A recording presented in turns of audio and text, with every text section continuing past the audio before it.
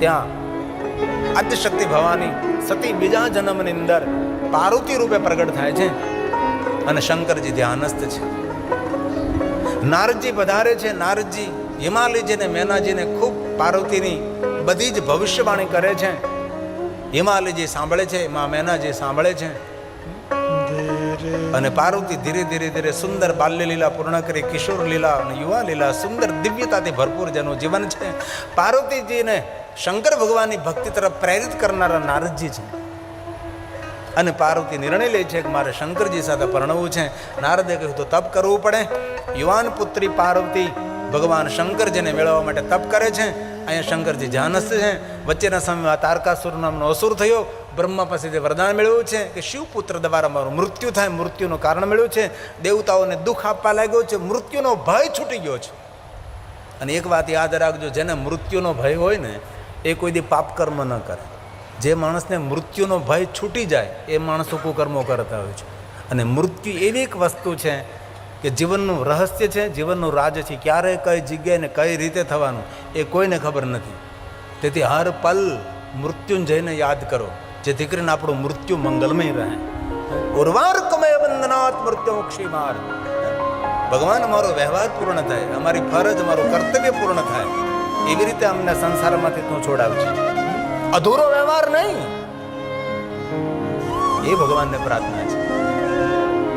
અંતે દેવતાઓ નિર્ણય લે છે. ઇન્દ્રને કે આમ ઇન્દ્ર પોતાના મિત્ર કામદેવને મોકલે. કામદેવ શિવજી પર પ્રયોગ કરે છે અને કામને બાળાને ભસ્મ કરે. કામારી તરીકે ભગવાન મહાદેવ લિંગ સ્વરૂપે પ્રગટ થાય. રતિને વરદાન આપે. રતિ ગઈ યદુવંશમાં ફરી તારો પતિ તને પ્રાપ્ત થશે. ભગવાન શંકરજી ફરી ધ્યાનસ્થ. દેવતાઓ નારદજી પાસે જાય. નારદજી દેવતાઓને ભગવાન શિવને સ્તુતિ કરે છે. શંકર ભગવાન ફરી સમાધિમાંથી જાગે છે. દેવતાઓ વિનંતી કરે છે કે આપને સાથે પરણવા માટે. હિમાલય પુત્રી પાર્વતી તપસ્યા કરે છે. ભગવાન શિવ પાર્વતી સાથે અમારા વિવાહ છે. નારદજી કહે છે કે આપ પાર્વતી સાથે પરણો તો તમારા દ્વારા પુત્ર જન્મે તો તારકાસુરના ત્રાસમાંથી દેવતાઓ મુક્ત થાય.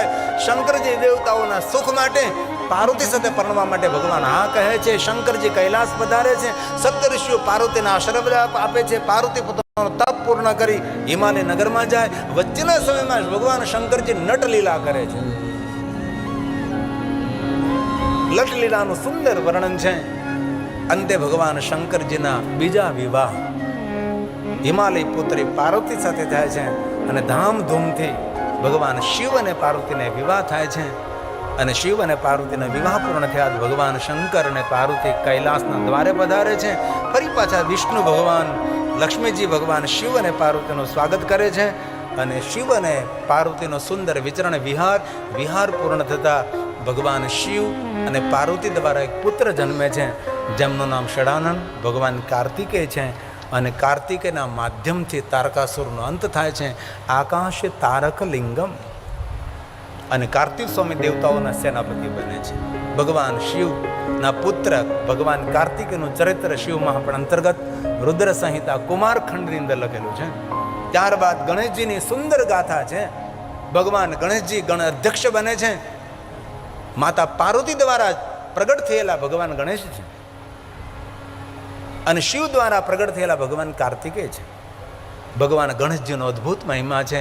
શિવ અને પાર્વતીએ ગણેશજીની પહેલી પૂજા કરી છે અને ત્યાર પછી દેવતાઓએ, દેવગણોએ, સૂર સૌએ ભગવાન ગણેશની પૂજા કરી છે. શા માટે શંકર પાર્વતીએ ગણેશજીની પહેલા પૂજા કરી? શંકર ભગવાન એ કહેવા માગે છે કે તમારા ઘરને આંગણેથી તમારા દીકરાનું સન્માન વધારો. દીકરામાં થોડો અવગુણ હોય તો અવગુણ સમાજની સામે દેખાડવાની જરૂર નથી. આપણો દીકરો ગુણવાન છે. આપણા દીકરાનું સન્માન આપણે કરશું તો પડોશી કરશે, આપણા સમાજના લોકો કરશે. આપણા જ દીકરીઓને આપણે અપમાનિત કરશું તો બીજા લોકો તો અપમાન કરવા માટે તૈયાર છે. હંમેશા તમારા દીકરાનું ગુણગાન કરો, તમારી દીકરીનું ગુણગાન કરો. કોઈ ઘરે મહેમાન આવે, મારો દીકરો તોફાની છે, મારી દીકરી આમ છે, નહીં. શા માટે બીજાને આપણા ઘરની વાતો કરવી જોઈએ? પુત્ર વધુની પ્રશંસા કરો, દીકરાના વખાણ કરો, દીકરીના વખાણ કરો, પરિવારની પ્રશંસા કરો. આપણા પરિવારના દુર્ગુણને ખોલવાનો પ્રયાસ ન કરો. ભગવાન ગણેશજીનું ચરિત્ર છે. સૌના ઘરમાં ગણેશજીની પૂજા છે અને જેના ઘરમાં ગણેશજીની પૂજા ન હોય એના ઘરનું પાણી ભૂલથી પણ પીવાય નહીં. કારણ કે આપણી સનાતનની પરંપરામાં આપણા ગણેશજી પહેલાં છે. વિઘ્ન હરતા દેવ છે, મંગલ કરતા દેવ છે એ ભગવાન ગણેશ છે. ईश्वराय वरदाय सुरप्रियाय लंबोदराय सकलाय जगद्विताय नागाननाय श्रुतियज्ञ विभूषिताय गौरीसुताय गणनाथ नमो नमस्ते गौरीसुताय गणनाथ नमो नमस्ते। ભગવાન ગણેશને રોજ યાદ કરો. સવારમાં આંખ ખુલે ગણેશજીને યાદ કરો. ઘરથી બહાર નીકળો ગણેશ ભગવાનને યાદ કરો.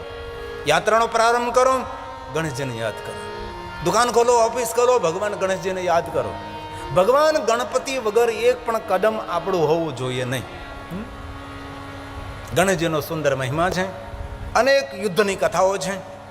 ભગવાન શંકરજીના અગણિત અવતારોની કથા છે. દિવ્ય દિવ્ય કથાઓ. ભગવાન શંકરજીના જ્યોતિર્લિંગોની અદ્ભુત અલૌકિક કથાઓ છે. જ્યોતિર્લિંગ બાર નહીં, અગણિત જ્યોતિર્લિંગોની કથા શિવ પુરાણમાં. મતલબ ભગવાન મહાદેવના જેટલા નામ એટલી કથાઓ ભગવાન શંકરજીની છે.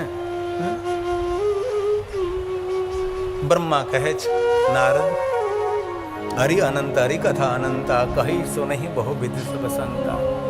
બ્રહ્મા નારદને કહે છે નારદ ક્યાં શબ્દોમાં તમારી સામે હું વર્ણન કરું. હે નારદ બસ થોડા શબ્દોમાં તમને કહું છું.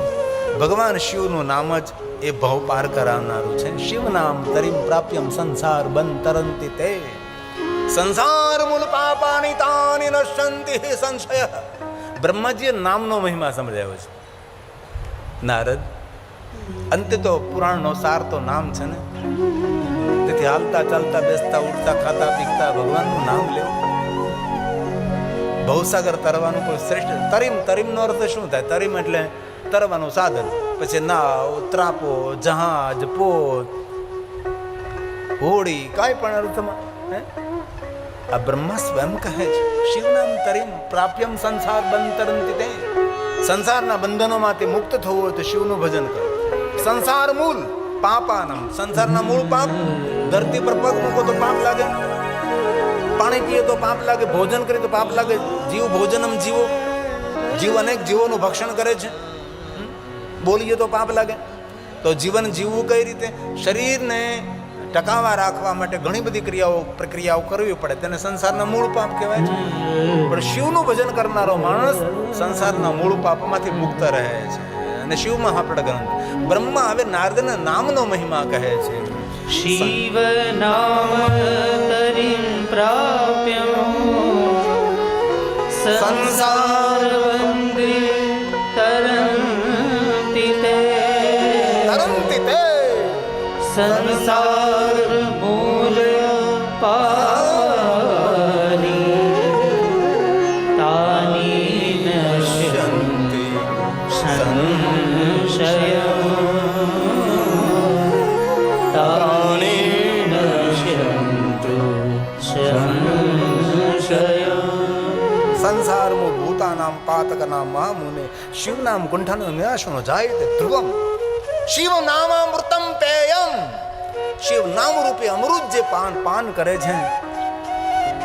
અરે બ્રહ્માએ કહ્યું કે નારદ ભગવાન શિવજીના એક નામમાં જેટલું સામર્થ્ય છે ને પાપને બાળીને ભસ્મ કરવાનું, એટલું સામર્થ્ય કોઈ મનુષ્યમાં પાપ કરવાનું સામર્થ્ય એક શિવજીના નામમાં એટલું સામર્થ્ય છે કે મનુષ્ય એટલા પાપ જીવનમાં કરી પણ શકતો નથી. તેથી જીવનને સાર્થક કરવું હોય ભગવાનનું નામ લે. શિવેતિ નામ પિયુષ વર્ષાધારા પરિલુપ્તા. જે શિવનું ભજન કરે છે તેના પર ભગવાન અમૃતની વર્ષા વરસાવે છે. એટલું તો થઈ શકે ને. ભલે આપણે જપ તપ સાધના અનુષ્ઠાન ઉપાસના ન કરી શકીએ, હાલતા ચાલતા બેસતા ઉઠતા ખાતા પીતા ઉઠતા જાગતા ઘરમાં વનમાં શમશાન નિરંતર ભગવાનને યાદ કરીએ, ભગવાનનું સ્મરણ કરીએ. આપણે કોઈ પણ નામ મહાદેવની કથા કહો ત્યારે શિવ નામ.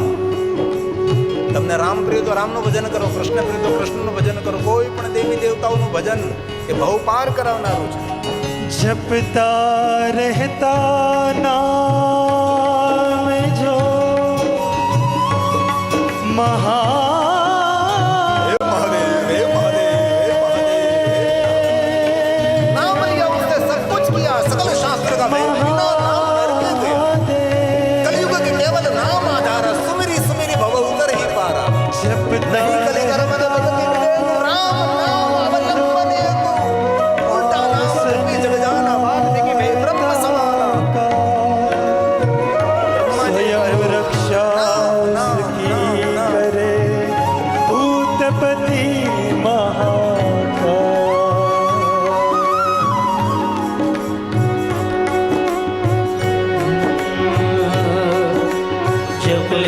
शिव का नाम प्यारे जप ले शिव का नाम जप ले शिव का नाम प्यारे जप ले शिव का नाम महादेव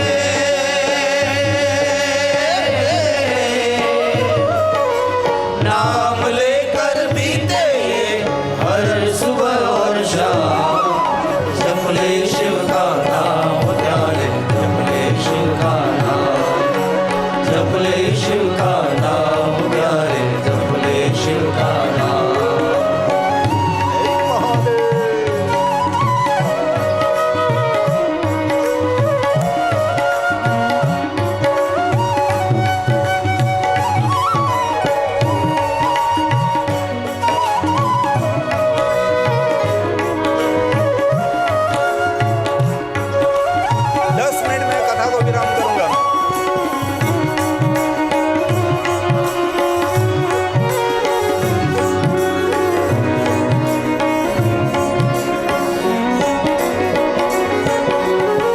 चांदी सा चमकता ये गंगा जी का पानी पानी की हर एक बूंद देती जिंदगानी ओ, ओ, चांदी सा चमकता है गंगा जी का पानी पानी की हर एक बूंद देती जिंदगानी इसलिए જલ સંગ્રહ કરજો, જલનો બગાડ નહીં કરતા. ભગવાન શંકરજીએ જટામાં ગંગાજીને ધારણ કરીને એ જ સંદેશ આપ્યો છે. જલ તમારું જીવન છે, જલ થકી સૃષ્ટિ છે. આપણા શાસ્ત્રોમાં તો કહ્યું છે, પણ વર્તમાનમાં વિજ્ઞાને પણ જાહેર કર્યું છે કે આવતી પેઢીઓને તમે કહેશો કે આકાશમાંથી પાણી પડતું હતું, એ લોકો ગપ્પા માનશે. ખોટી વાત કરો છો તમે. આકાશમાંથી પાણી પડે જ નહીં, વરસાદ પડે જ નહીં. આ સપનું થઈ જશે વરસાદ. આપણા શાસ્ત્રોમાં તો આ બધું વર્ણન છે. વિજ્ઞાને પણ અત્યારે વર્તમાનમાં કહ્યું કે ધીરે ધીરે વરસાદ બંધ થઈ જશે, વરસાદ નહીં વરસે, કારણ કે ધરતીનું વાતાવરણ એટલું ગરમ થઈ જશે. તેથી તમારા ગામમાંથી કોઈ નહેરું નદું નીકળતું હોય તો તમે ચેકડેમ બનાવો. ગામના ભેગા થઈને કેન્દ્ર સરકાર તમારું કર્તવ્ય નથી, બધું કેન્દ્ર સરકાર જ કરે. આપણે પણ વૃક્ષો લગાવીએ.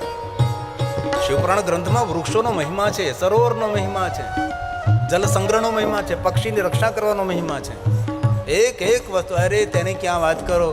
કોઈ સ્મશાન નિર્માણ માટે તમે ઈંટો આપો છો, સ્મશાનની અંદર કોઈ કાષ્ટ આપે છે, એને પણ કરોડો યજ્ઞો કરવાનું પુણ્ય મળે છે. એ આપણા પુરાણો છે. એક વાત છોડી નથી. પ્રકૃતિની રક્ષા કરનારો આપણું પુરાણ છે. પ્રકૃતિની સાથે છેડછાડ કરનારો આપણું પુરાણ નથી. તેથી જ્યાં જ્યાં અવસર મળે ત્યાં વૃક્ષો વાવો, વૃક્ષોની રક્ષા કરો, વૃક્ષોનું જતન કરો. અહીંથી આપણે પારડી સુધી જાય તો માર્ગમાં કેટલા સુંદર વૃક્ષો છે. વાવ્યા તો છે નગરપાલિકાએ, પણ નગરપાલિકાએ વાવ્યા પછી ધ્યાન આપણે પણ રાખવું પડે. આપણે પણ તેના માટે વ્યવસ્થા કરવી જોઈએ. નગરપાલિકા પણ સમયસર પાણી પાય. વાવીને પછી ફોટો પાડીને સરકારને મોકલી દેવો એમ નહીં, આપણી જવાબદારી છે. તેથી આ કથા સાંભળ્યા પછી માળા કરો, પૂજા કરો, અર્ચન કરો, દર્શન કરો, ઠીક થાય તો કરજો. પણ હૃદયથી પ્રાર્થના છે, આવતી પેઢીનું મંગલ જો આપણે કરવું હોય તો જેટલા ભાઈઓ બહેનો બેઠા એટલા કથાની યાદ સ્વરૂપે તમારી વાડીમાં, તમારા ઘરના આંગણે, જ્યાં તમને જગ્યા મળે ત્યાં તમે જતન કરી શકો એવી જગ્યાએ એક એક વૃક્ષ વાવજો. તેવી હૃદયની એક પ્રાર્થના છે. વૃક્ષ આપણું જીવન છે. વૃક્ષથી સૃષ્ટિ એ દિવ્ય લાગે છે. વૃક્ષ નથી તો માણસ પણ નથી. हो चांदी सा चमकता है गंगा जी का पानी पानी की हर एक बूंद लेती जिंदगानी हो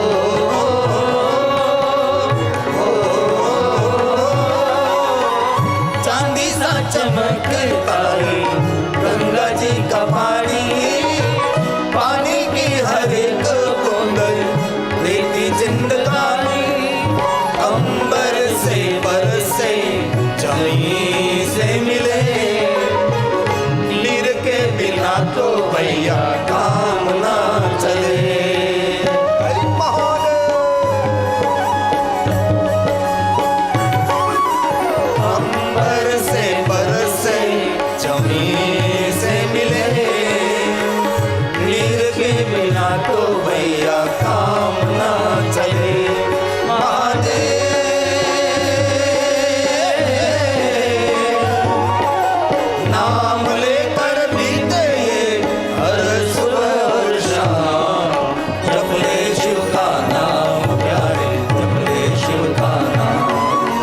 जप ले शिव का नाम प्यारे, जप ले शिव का नाम। હવેની જે પંક્તિ છે એ આપણને સાવધાન કરનારી છે, આમાં પ્રાણ છે. એટલા દિવસ કથા સાંભળી, એટલો સત્સંગ કર્યો, પણ યાદ શું રાખવાનું છે? સુંદર સંદેશાત્મક, ઉપદેશાત્મક આ પંક્તિ છે. ધ્યાન દીजिए શબ્દો પર. कहाँ से तू आया और कहाँ तुझे जाना है, खुश है वही जो महादेव ही ठिकाना है। ओ, ओ, कहाँ से तू आया और कहाँ तुझे जाना है, खुश है वही जो महादेव ही ठिकाना है। चल चल चलती हवाएं करे शोर, सारा जग चले आज शिव जी की ओर। હરિ મહાદેવ. चल चल चलती हवाएं करे शोर, सारा जग चले आज शिव जी की ओर। महादेव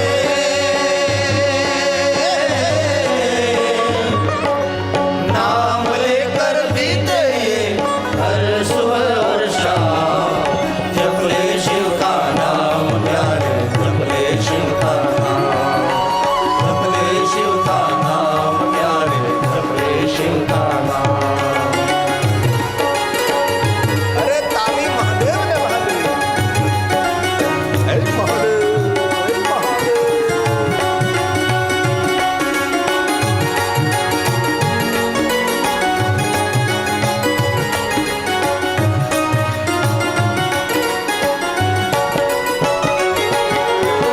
नमः शिवाय, नमः शिवाय, नमः शिवाय, नमः शिवाय। હરિ મહાદેવ,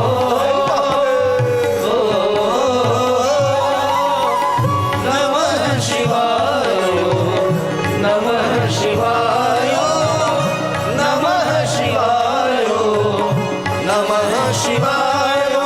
शिव नाम जप ले तो होगा बेड़ा पार, गिरिनाथ के शरण में आ जाए एक बार। મહાદેવ, મહાદેવ, મહાદેવ. शिव नाम जप ले तो होगा बेड़ा पार, गिरिनाथ के शरण में आ जाए एक बार। महादेव